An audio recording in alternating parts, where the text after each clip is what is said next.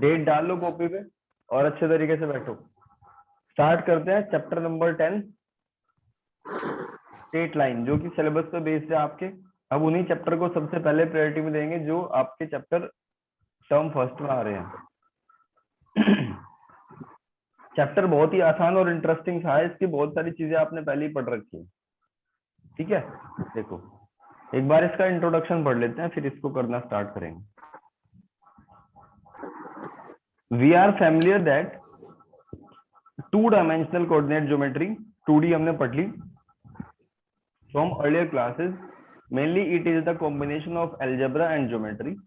ठीक है, 2D का मतलब क्या होता है कि कोई भी काम हो 2 डायमेंशनल में हो, यानी एक्स एक्सिस और वाई एक्सिस में हो। भाई आपने रेक्टेंगल का एरिया पढ़ा, रेक्टेंगल क्या है, एक 2D शेप ही तो है। तो ये क्या है, 2D शेप है। अगर आप क्यूबॉइड की बात करो तो वो 3D चला गया। ठीक है, तो आपने 2 डायमेंशनल पढ़ रखी है। आपने ये भी पढ़ रखा है कि चैप्टर नंबर 7 क्लास 10th में पढ़ा था हमने कि डिस्टेंस बिटवीन 2 पॉइंट, ये 2 पॉइंट दे रखे हैं, इनके बीच में डिस्टेंस का फॉर्मूला क्या होगा, ये सारी चीजें हमने पढ़ रखी हैं। तो आगे देखते हैं। A systematic study of geometry by use of algebra was first carried out by celebrating French philosopher and mathematician René Descartes in his book la geometry. उनकी लैंग्वेज में लिख रखा है कुछ, ठीक है, published in 1637। This book introduce the notion of the equation of a curve and related analytical method into the study of geometry. The resulting combination of analysis and geometry is referred now analytical geometry. आगे बच्चों जब आने वाली classes में जाओगे ना आप, तो एनालिसिस की भी पूरी बुक मिलेगी आपको। ठीक है, और 2D की एक बुक है, 2D और 3D की एक बुक है पूरी, जब आगे BSc में जाते हैं वो रखी हुई है मेरे पास अब तक भी। उसमें सब कुछ मतलब अलग से दिया हुआ है, पूरा का पूरा डिस्क्रिप्शन।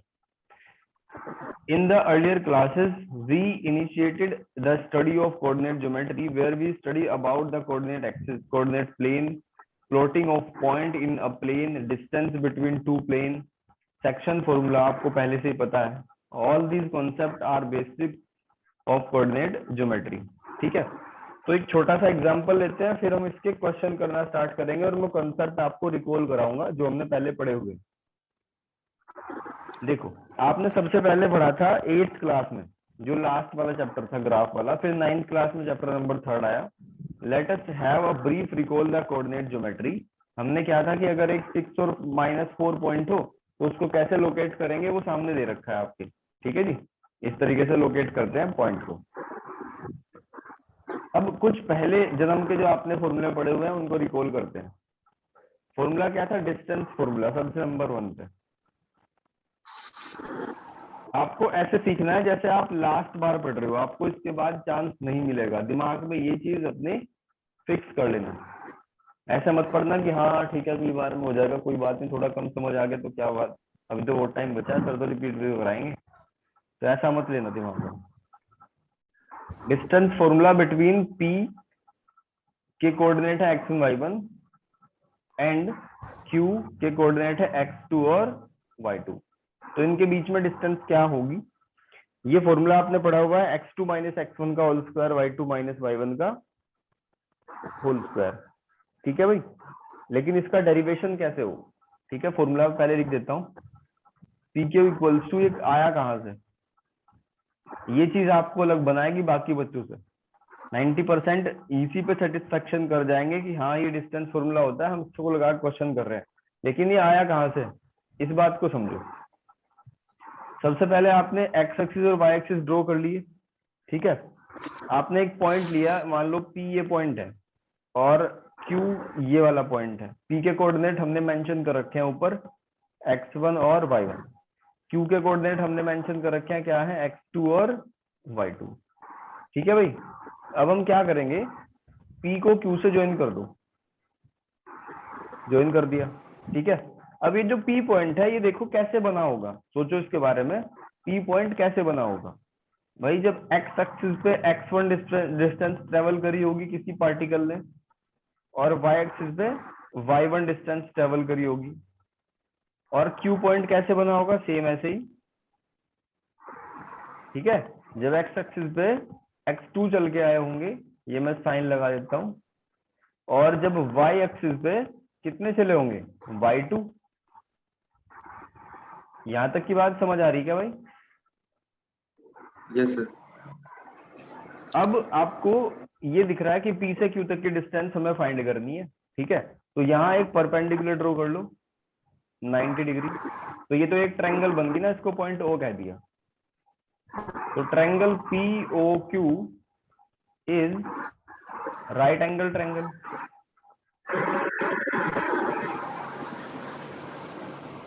ठीक है जी, ये जो है POQ एक राइट एंगल ट्रायंगल है। अब राइट एंगल ट्रायंगल में आप पाइथागोरस थ्योरम लगा के PQ निकाल सकते हो।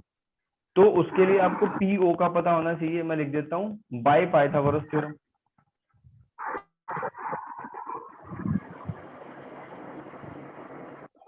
PQ का whole square equals to PO का होल स्क्वायर प्लस OQ का होल स्क्वायर। ठीक है बात। तो फाइनली आपको PQ चाहिए ना, तो PQ क्या आ जाएगा, रूट PO का होल स्क्वायर प्लस OQ का होल स्क्वायर। लेकिन अभी इस फॉर्म में तो आया नहीं, x2 x1 y2 y1, ये तो चाहिए नहीं था हमें, है ना। अब देखो PO क्या होगा, ध्यान से देखो। अगर आपको P से O तक की लेंथ निकालनी होगी, ये वाली, तो इसका मतलब ये लेंथ बराबर ही है सामने सामने की, दोनों एक ही चीज है, ठीक है। और अगर आपको पर्टिकुलर ये वाली लेंथ निकालनी है, तो इस पूरे में से इसको आप ध्यान से देखो, अगर x2 में से आप x1 को इतना कट कर दो तो क्या बचेगा, ये वाली तो बचेगी।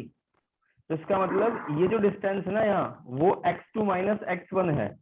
ध्यान दो इस चीज पे, बताओ समझ आई क्या बात? Yes sir. ठीक है, ये x2 माइनस x1 है, सिंपल सी बात है भाई, पूरी लेंथ x2 है, उसमें से हमें x1 अगर कट कर दे तो ये मिल जाएगा। तो इसका मतलब जो PO है वो भी x2 माइनस x1 रही होगी। अब बात करते हैं OQ की।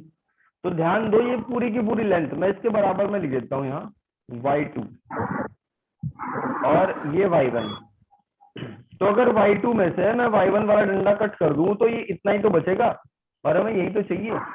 ये क्या हो जाएगा, O से Q तक की लेंथ कितनी हो जाएगी हमारी, ये हो जाएगी y2 माइनस y1। तो बस इसमें पुट कर दो, हो गया काम आपका। ये क्या हो जाएगा, ये हो जाएगा PQ equals to under root x2 minus x1 का whole square y2 minus y1 का होल स्क्वायर। तो ये आ गया भैया आपका डिस्टेंस फॉर्मूला। अगर कोई आपसे पूछे कि कैसे आया, तो अब आपके माइंड में क्रिस्टल क्लियर है चीजें, ठीक है।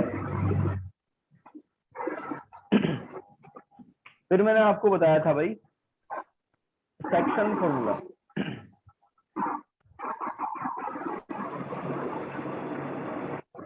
सेक्शन फॉर्मूला कब काम आया था हमारे, जब दो पॉइंट दे रखे हो और उनके बीच में, बिल्कुल बीच में तो नहीं होगा, कुछ रेशो में होगा, मान लो ऐसे करके, तो m1 और m2 का रेशो दिया हुआ है और C पॉइंट के कोऑर्डिनेट आपको बताने हैं, जबकि A के दिए हुए हैं x1 y1 और बच्चों B के दिए हुए हैं x2 और y2। ठीक है, तो C पॉइंट के कोऑर्डिनेट कैसे निकाले थे हमने, C के निकाले थे इस तरीके से करके m1 x2 plus m2 x1 upon m1 plus m2, ऐसे ही y को ऐड कर लो m1 y2 plus m2 y1 upon m1 plus m2। देखो बात समझ आ रही है। अब ये इंटरनली था भाई, याद करो मैंने बताया था कि जब एक्सटर्नली डिवाइड करेगा तो माइनस आ जाएगा। ठीक है, एक्सटर्नली वाले केस में क्या कर दोगे, ये प्लस की जगह माइनस, बाकी सब सेम है। अब अगर 3D की बात करें हम, अगर हम 3D की बात करें तो 3D में एक पॉइंट बढ़ जाएगा, ठीक है, वहां क्या आ जाएगा, क्योंकि इसमें Z भी होता है, तो ये Z1 और ये Z2, तो क्या हो जाएगा M1 Z2 plus M2 Z1 by M1 plus M2। ठीक है, यही तो था। और अगर डिस्टेंस फॉर्मूले में भी x1 z1 हो तो वहां भी क्या हो जाएगा, एक z2 माइनस z1 आ जाएगा। कोई दिक्कत नहीं, आगे बढ़ते हैं। फिर मिड पॉइंट फॉर्मूला मैंने आपको बताया था कि 2 पॉइंट के बीच में मिड पॉइंट अगर आपको चाहिए तो इसका मतलब क्या है कि m1 और m2 बराबर है, इसी से ड्राइव करा था हमने। ठीक है, तो ये आ गया था हमारा x1 प्लस x2 बाई 2 और y1 प्लस y2 बाई 2। ठीक है भाई। Yes sir. और फिर इसके बाद हमने निकाला था area of triangle. Area of triangle क्या था, 1/2। अगर एक ट्रायंगल आपको दे रखी हो प्लेन में तो उसके लिए क्या था, x1 y2 minus y3 plus x2 y3 minus y1 plus x3 y1 minus y2, ये दे रखा था। ठीक है, अगर पॉइंट को कोलिनियर प्रूफ करना हो तो ये 0 के इक्वल लग गया था। तो ये मैंने आपको पूरा का पूरा रिपीट करा दिया भाई। ठीक है, अब बढ़ते हैं आगे। Slope of a line. Slope का मतलब क्या होता है? ढलान। हाँ जी, सर ढलान। ढलान, बिल्कुल ठीक है। स्लोप का मतलब ढलान या झुकाव। तो इस तरीके से या ऐसे बनेगी। ठीक है, और यहाँ पे जो हम इसमें बात कर रहे हैं स्लोप, वो एक्स एक्सिस से ली जाती है हमेशा, with the x axis, with the x axis, बस और किस ली जाती। अगर आपको ये कहा जाए ना कि स्लोप 30 डिग्री है तो आपके दिमाग में तुरंत ये वाला चित्र बनना चाहिए कि भाई यहाँ से मुझे 30 डिग्री बनाना है, तो ये वाली होगी स्लोप। ठीक है, कोऑर्डिनेट प्लेन में हमेशा जो स्लोप होता है वो एक्स एक्सिस के साथ में काउंट होता है, positive direction of x axis. ठीक है, चलो आगे बढ़ते हैं। देखो ये लिखा हुआ है, एक लाइन गई एक्स एक्सिस के साथ में थीटा डिग्री का एंगल बनाया, तो ये क्या होगा, ये होगा इसका स्लोप। ठीक है, बस इतनी बात समझनी है। और स्लोप को हम किससे रिप्रेजेंट करते हैं? स्लोप को हम रिप्रेजेंट करते हैं, मैं लिख देता हूं इसके बारे में जितनी भी बातें हैं। आपने एक लाइन बनाई, इस तरीके से गई, ये थीटा एंगल है, और बचेगा क्या उधर, क्योंकि लीनियर पेयर है, 180 माइनस थीटा बचेगा, ये x और ये y। तो इस स्लोप को हम इंक्लाइनेशन भी कहते हैं, स्लोप को इंक्लाइनेशन भी कहते हैं। ठीक है, और m इक्वल टू किसके बराबर होगा, tan थीटा के बराबर होगा। m equals to tan theta के बराबर होगा। ठीक है, ये इसका फॉर्मूला है, m equals to tan theta slope. और ये जो थीटा एंगल है वो हमेशा इस कंडीशन के बीच में लाई करेगा, थीटा 0 से तो बड़ा होगा हमेशा। ठीक है, 0 के बराबर भी हो सकता है और 180 से छोटा होगा। ठीक है, और मैक्सिमम स्लोप वहां तक भी बढ़ सकती है। स्लोप ऐसे जाएगी ना, कई बार ऐसा होगा ऐसे बन जाएगी स्लोप। तो ये वाली आपका जो रिलेशन है वो ध्यान रखना है, कहाँ लाई करेगा, बिटवीन 0 टू 180। और इस स्लोप का एक तीसरा नाम भी है, जैसे घर पे बहुत सारे नाम होते हैं उसी तरीके से इसका नाम है ग्रेडियंट। तो तीनों नाम से क्वेश्चन आ सकता है। क्वेश्चन आएगा बहुत ही आसान, आपको ये कह देंगे कि भाई 30 डिग्री एंगल बना रहा है, बताओ इसकी स्लोप कितनी होगी। ठीक है, 60 डिग्री एंगल है, बताओ 135 है, बताओ कितना होगा। तो चलो मैं आपसे पूछ लेता हूँ एक, जब स्लोप आई गई तो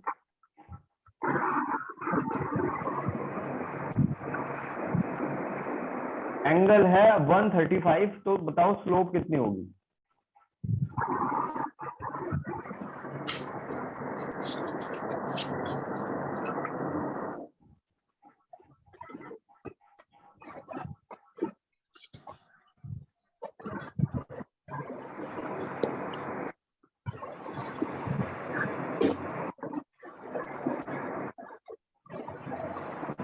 भाई जिससे मैं कहूंगा वीडियो ऑन करके दिखाना कैसी स्थिति में आप बैठे हो।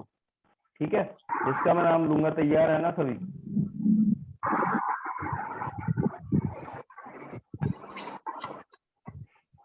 एक क्वेश्चन है आपके पास कि लाइन ने एक्स एक्सिस के साथ में 135 डिग्री का एंगल बनाया, तो 135 डिग्री का एंगल कुछ इस तरीके से बनेगा यहाँ पे। ठीक है, तो इसकी स्लोप कितनी होगी, m की वैल्यू बतानी है कितनी होगी। विनय वीडियो ऑन करो।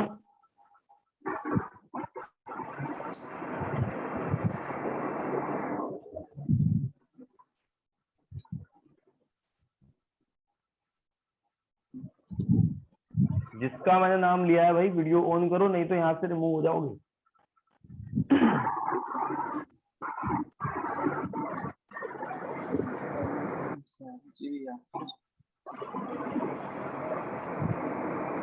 बहुत बढ़िया, बहुत बढ़िया। प्रिंस, ठीक है विनय, ऑफ कर सकते हो। बहुत बढ़िया। Abhishek Bisht, yes sir. Video on चाहिए मुझे फिलहाल। Okay sir.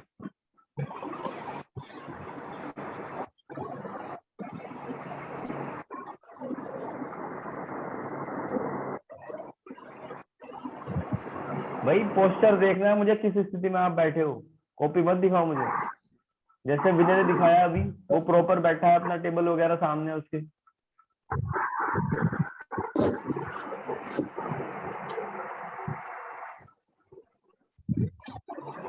इससे पता चलता है कि आप, जो मैं बता रहा हूँ, जो हम कहना चाह रहे हैं, जो चीज बार बार कही जा रही है, उसको फॉलो नहीं कर रहे हो। Anish Malik, yes sir. Video on. Yes sir. Copy pen कहाँ है तुम्हारी? सर ये ठीक है, बहुत बढ़िया, ऑफ कर सकते हो। आयुष, यस बहुत बढ़िया।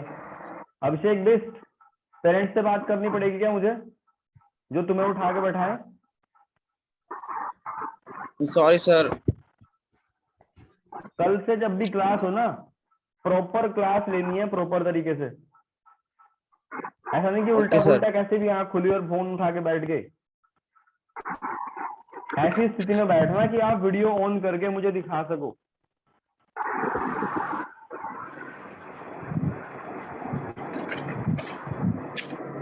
जी, एंगल दिया था मैंने आपको 135।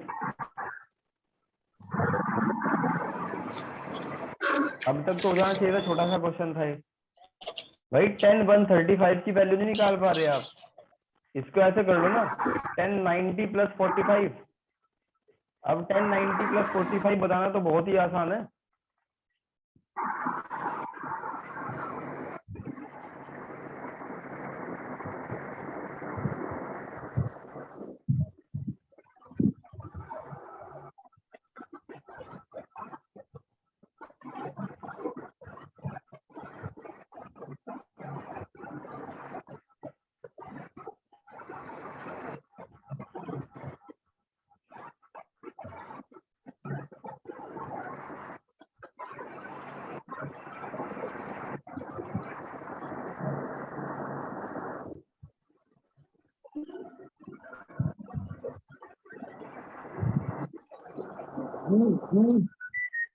भाई इतना भारी काम थोड़ा ये, हमने 10th क्लास में पढ़ा हुआ है 1090 प्लस थीटा किसके बराबर होता है, आफ्टर स्कूल टू कॉलेज।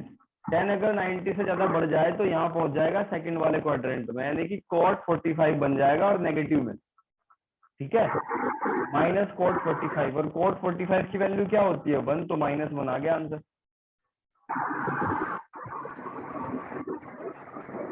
आगे बढ़ो।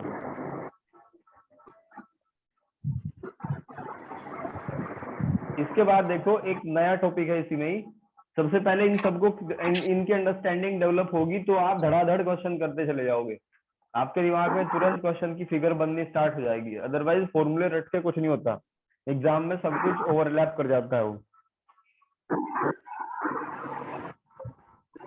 ठीक है। नेक्स्ट टॉपिक हमारा slope of a line. Slope of a line when coordinate of any 2 point on the line are given। ध्यान से देखो क्या बात है। स्लोप ऑफ अ लाइन, एक लाइन की स्लोप यानी m की वैल्यू क्या होगी, बहुत ही इजी सा कॉन्सेप्ट है, यानी tan थीटा हमें पता ही है, ठीक है। लेकिन जब 2 पॉइंट आपको दे रखे हैं तो उनका भी तो कुछ ना कुछ इसमें ऐड करना है। ये बताओ tan थीटा का फॉर्मूला क्या होता है पंडित बद्री प्रसाद के अकॉर्डिंग? तो परपेंडिकुलर बाय बेस। बस इतना ही काफी है, परपेंडिकुलर बाय बेस। अब देखो ध्यान से, मान लो ये पॉइंट P दिया हुआ है आपको, ये पॉइंट Q दिया हुआ है, ठीक है। P और Q 2 पॉइंट हमें दे रखे हैं। जैसा पहला डेरिवेशन करा बिल्कुल डिक्टो उसी के जैसा होना है। बताओ मुझे QM की लेंथ कितनी होगी, QM की लेंथ कितनी होगी? Sir y2 minus y1। Great, y2 minus y1, बिल्कुल ठीक बात है। अब P से M तक की लेंथ कितनी होगी एलिश मलिक?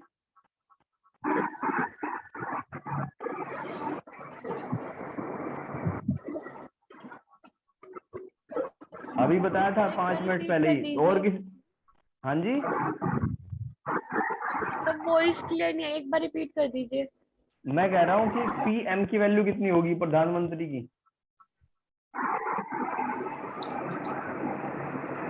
जो मैंने अभी बताया था ऊपर वाले डेरिवेशन में आपको, P से M तक की लेंथ। देखो तो फिगर में अभी लिखा हुआ है ये वाली, इस पॉइंट को बस मैंने O कह देता तो x2 माइनस x1 नहीं होगी यस सर। जी।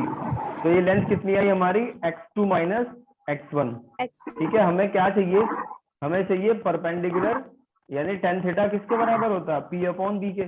तो परपेंडिकुलर क्या है इसमें, ये है QM, तो हम लिख देंगे यहाँ QM, और बेस क्या है बच्चों इसमें, PM। तो ये हो जाएगा कितना, QM की वैल्यू कितनी है, y2 माइनस y1, और PM की वैल्यू कितनी है, x2 माइनस x1। तो आपके पास स्लोप का एक दूसरा फॉर्मूला भी आ गया। पहला फॉर्मूला क्या था, m equals to tan theta, और दूसरा फॉर्मूला क्या था, m equals to y2 minus y1 upon x2 minus x1। इसका मतलब कि स्पेस में अगर 2 पॉइंट कोई दे रखे हैं, स्पेस में कोई भी 2 पॉइंट दे रखे हैं, तो उनकी आप स्लोप निकाल सकते हो। ठीक है ना,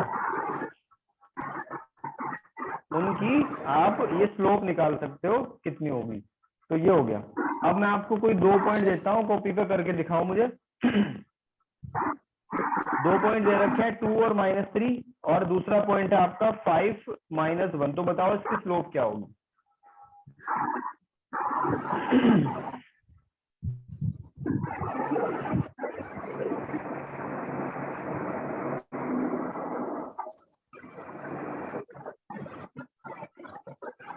सर 2/3।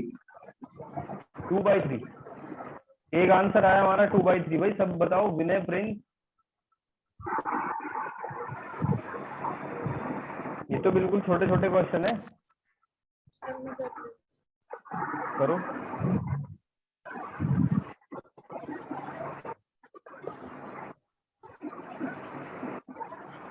2/3 आएगा। 2/3 क्यों आएगा, देखो आप इसके सामने ऐसे लिख लो, इसके नीचे ऐसे लिख सकते हो। इनिशियली स्टार्टिंग अगर आप कर रहे हो x1 y1 और x2 y2, तो फॉर्मूला मेरा ऊपर लिखा हुआ है। अब y2 माइनस y1 कर दिया तो -1 माइनस -3, फिर x2 माइनस x1 कर रहे हैं तो 5 -2, तो ये आ जाएगा -1 + 3, -1 + 3 अपॉन 3। तो आंसर क्या आया, 2/3। ठीक बात है, इसको आपने समझ लिया। आगे बढ़ते हैं। अब इसके बाद एक नेक्स्ट टॉपिक है हमारा, condition of parallelism of and perpendicularity of lines in the terms of slope. ठीक है, बहुत इजी कॉन्सेप्ट है। यानी अगर लाइंस एक दूसरे के पैरेलल हो और लाइन एक दूसरे के परपेंडिकुलर हो, तो उनकी स्लोप पे क्या फर्क पड़ता है। ठीक है, उनकी स्लोप पे क्या फर्क पड़ता है। भाई एक बात देखो आप, सीधी सी बात है कि अगर लाइन M1 का एंगल थीटा है, ठीक है, लाइन M1 का एंगल ये थीटा है, और एक दूसरी लाइन इसके पैरेलल है, तो इसका भी तो एंगल थीटा ही होगा, और पूरा थीटा ही तो मैटर कर रहा है ना स्लोप के लिए, और तो कोई फैक्टर ही नहीं।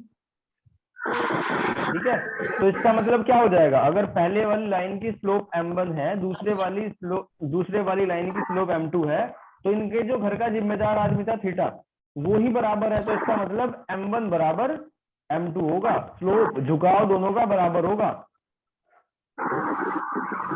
ठीक है ना यस सर। जी। नेक्स्ट टॉपिक, अब अगर लाइन एक दूसरे के क्या है, परपेंडिकुलर है। ठीक है, एक लाइन तो ऐसे आई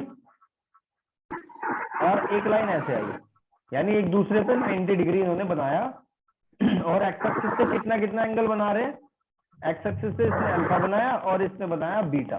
तो अब हमें बताना है ये लाइन L1 और ये लाइन L2, तो इनके स्लोप में क्या रिलेशन होगा।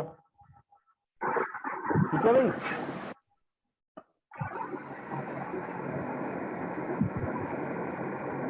अब ध्यान से देखो आप, मैं ट्रायंगल की नेमिंग कर दूंगा, चलो शेड कर देता हूँ, नेमिंग तो नहीं करता। ये वाली ट्रायंगल देखो आप ध्यान से, आपने बचपन में एक्सटीरियर एंगल प्रॉपर्टी पढ़ी थी कि बाहर वाला एंगल अंदर के दो एंगल के बराबर होगा। ठीक है, तो मुझे बताओ ये बीटा कितने के बराबर हो जाएगा।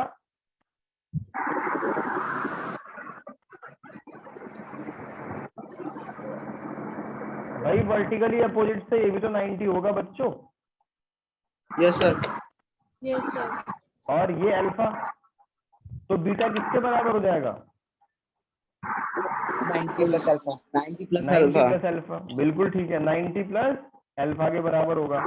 और हम क्या काम कर रहे हैं, हम स्लोप निकालते हैं, तो पहले वाली लाइन की स्लोप निकाल लो कितनी है, 10 अल्फा आ गई।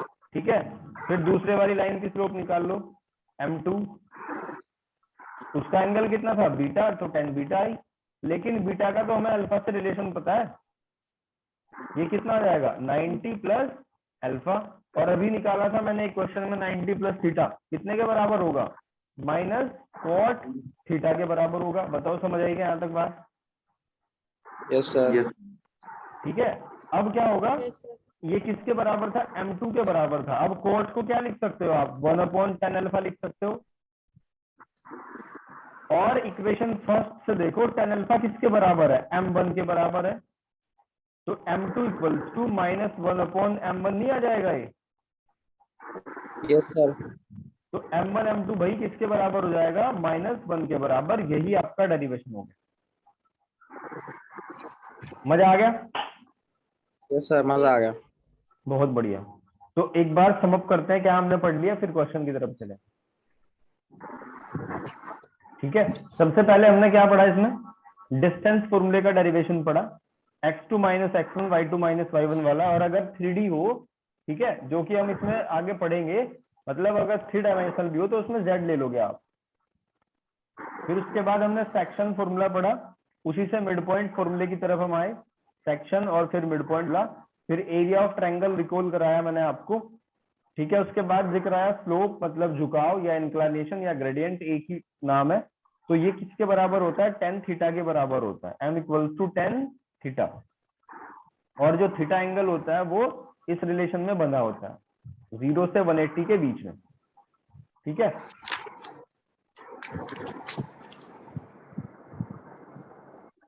तो इसके बाद हमने क्या पढ़ा, स्लोप का फॉर्मूला क्या होगा अगर आपको 2 पॉइंट पता हो तो m इक्वल्स टू क्या आ जाएगा, y2 minus y1 upon x2 minus x1। ये फॉर्मूला नंबर 2 था हमारा। फिर इसके बाद फॉर्मूला नंबर नेक्स्ट है हमारा थर्ड वाला, यानी अगर दो लाइन एक दूसरे के पैरेलल हो तो m1 m2 के बराबर होगा।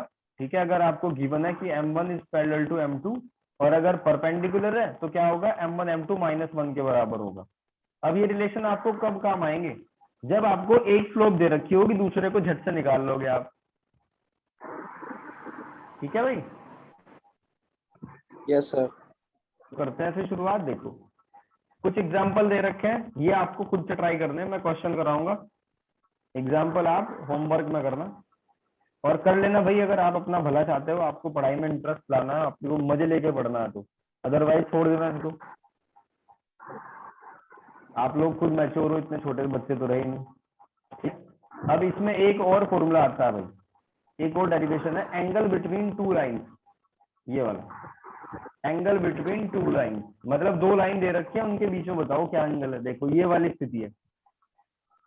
ठीक है, इस तरीके से एक एक्स एक्सिस वाई एक्सिस है और एक लाइन ली, कहीं से भी ले सकते हो ना, एक्स एक्सिस से पॉजिटिव से ही काउंट होगा एंगल। तो ये ले लिया हमने α1 और ये ले लिया α2, इसका α2। ठीक है,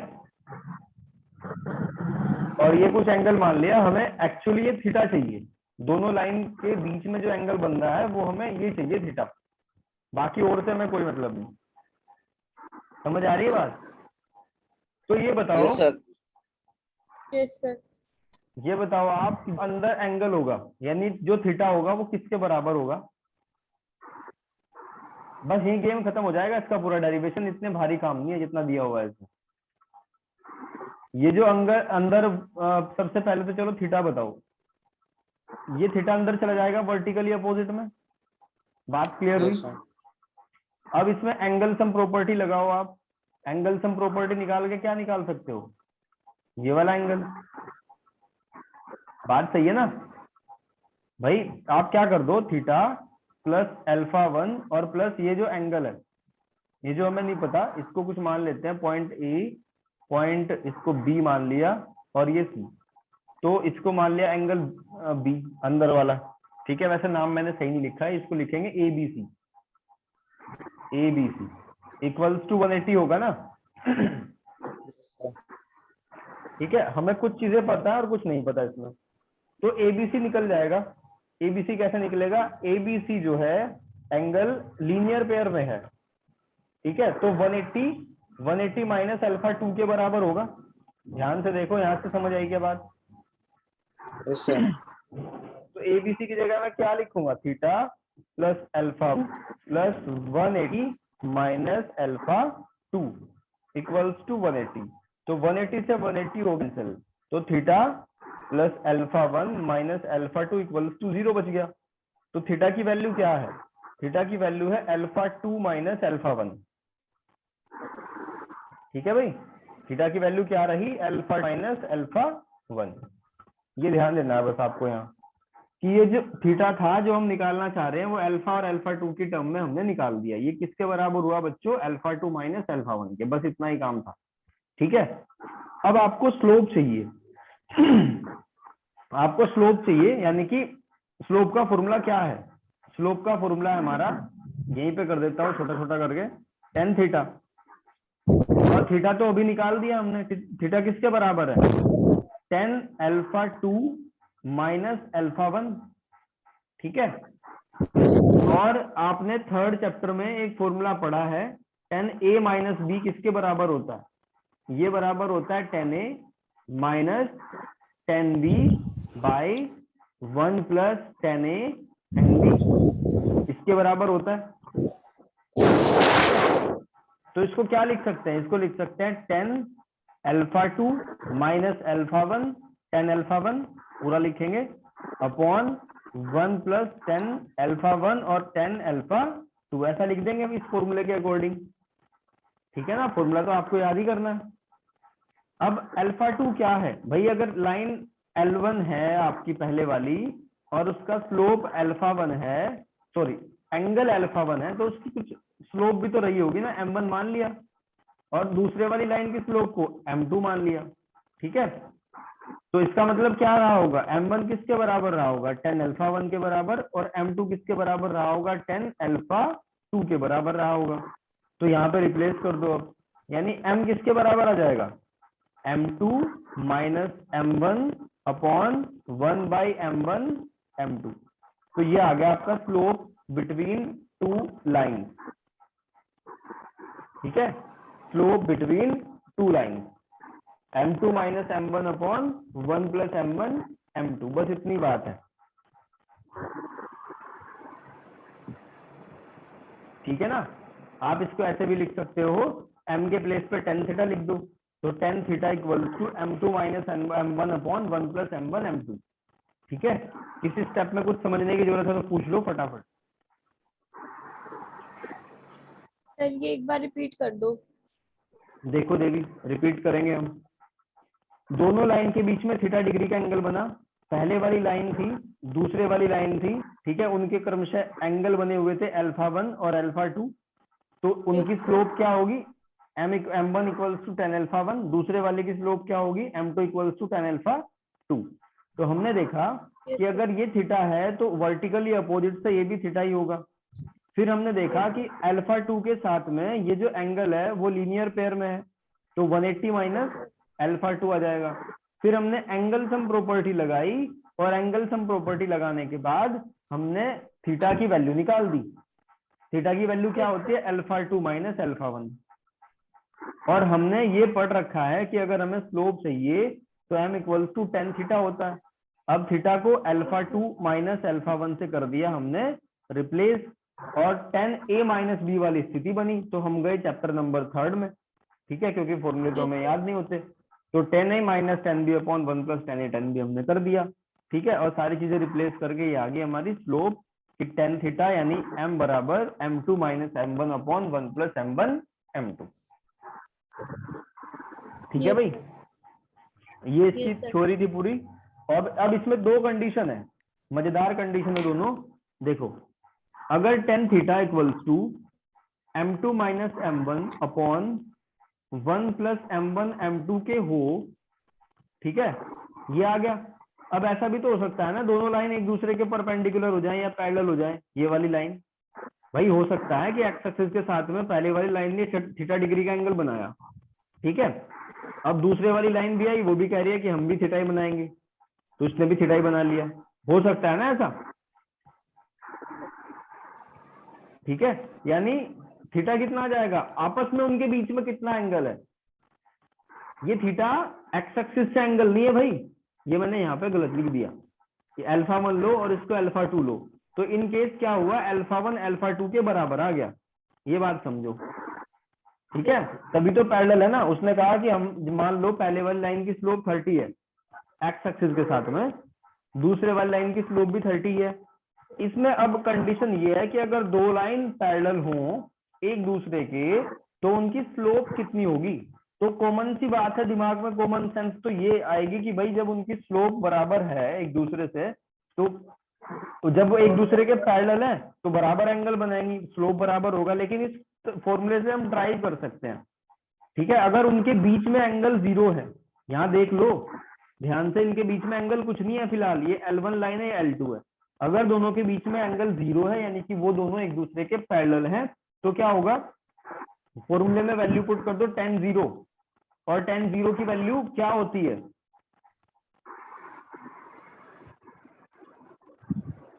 tan 0 की वैल्यू तो 0 ही होती होगी। तो m2 minus m1 upon 1 plus m1 m2 आ जाएगा, तो नीचे वाला खत्म क्रॉस मल्टीप्लीकेशन में। तो ये क्या आ गया, m1 इक्वल टू m2। हमने अभी पहले भी इसको प्रूफ करा था, लेकिन यहां से और अच्छे से क्लियर कर सकते हो आप। ठीक है भाई, और अगर 90 डिग्री आ जाए, अगर 90 आ जाए तो क्या होगा, 90 पे क्या होता है, ये होता है 1/0 के बराबर। मैं फिर से लिख देता हूं एक बार, 10 90। अब लाइंस के बीच में मतलब इस तरीके से कंडीशन है, ठीक है, ये एक्स एक्सिस है, एक लाइन ने कुछ एंगल बनाया और दूसरे वाली लाइन तो इसके 90 डिग्री पे है, तो अब क्या होगा, 1090 m2 minus m1 upon 1 plus m1 m2, ये तो है ही हमारे पास। 1090 होता है 1/0 इनफाइनिट, तो ये 0 क्रॉस मल्टीप्लीकेशन में इसको निपटा देगा। ठीक है, तो ये बचेगा आपके पास 1 plus m1 m2 equals to 0, यानी जो हमने प्रूफ करा था वही नहीं आ गया अभी दोबारा, -1। तो बच्चों ये इसकी पूरी थ्योरी थी। ठीक है, अब आपको इसके सारे क्वेश्चन ट्राई करने हैं, और कल जो भी होंगे इसके डाउट्स ले लो, 10.1 को पूरा कर दो। ठीक है, आज नहीं, पॉइंट डेरिवेशन को एक बार खुद से करके देखना, नहीं तो उड़ जाएंगे माइंड में से कॉन्सेप्ट।